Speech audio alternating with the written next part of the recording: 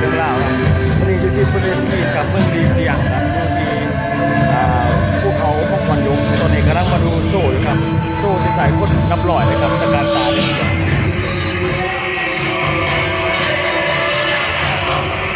ครับที่ข้างบนก็ที่ภูเขาแบบมังกรยกน้าวเต็มเลยครับที่เขาลงมาเมื่อกี้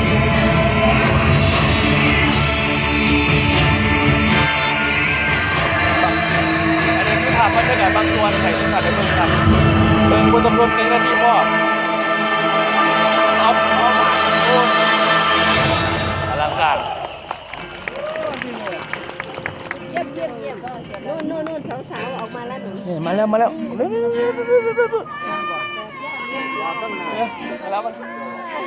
ชินจาโอเวอร์แมนเบอร์เวียดนาม